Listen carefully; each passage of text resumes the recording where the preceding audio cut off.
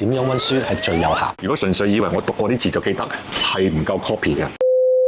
洪醫生作為一位腦外科醫生，有啲乜嘢 tips 可以話俾我哋鏡頭前面嘅觀眾或者莘莘學子知道點樣溫書係最有效？第一要努力啦，係冇得僥倖啊，臨嗰晚先得啦。第二樣嘢咧，我哋休息要夠，千祈咧唔好一味捱夜車。有陣時腦休息唔夠咧，你讀幾多咧效率好低嘅。讀書嘅竅門咧，我哋大腦嘅記憶咧，嗱我哋任何嗰啲資訊入咗腦裏邊咧，我哋經過海馬體去吸收呢啲新嘅嘢，呢啲係短暫記憶。但係咧，我要將佢變成一個長期記憶喺我嘅腦咧，會將佢派去唔同嘅地方嚟到去儲存嘅。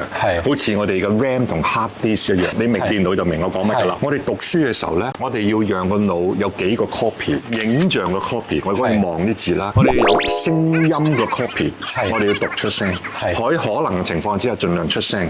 你唔好淨係噏喎。你如果有讀嘅時候，你要明佢講乜，讓嗰個聲音呢個檔案咧喺腦裏邊有一個 file， 望住個字體有個 file， 仲有咧，我哋咧盡量將嗰啲知識，如果你能夠融會貫通明白咗咧，用一啲簡單嘅 summary 自己寫低佢，然之後記低佢，呢個亦都係眼裏邊同埋我哋經過分析嘅一個 copy。咁最後咧就要重複去用。當我哋要揾翻呢個資料，我哋要考試要用翻嘅時候咧，我可以有幾個檔案，聽啦，聽聲音嗰個啦，讀個聲啊嘛，我睇嗰啲字啦，睇嗰啲圖畫啦，同埋我自己列個表。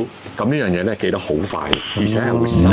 如果純粹以為我讀過啲字就記得，係唔夠 copy 嘅。記住，手眼都要用。有陣時我哋坐喺度嘅時候咧，可以轉換下姿勢。你嘗試下企喺度讀書，你喺度轉環境，企喺度讀書。你唔好成日坐喺度2個鐘唔喐。你有陣時咧，你喐下嘅時候咧，血液喐下，同埋個腦咧喐去唔同嘅位置咧，會刺激個腦嘅。咁你容易啲記嘅。試下，各位 DSE 嘅學生加油啊！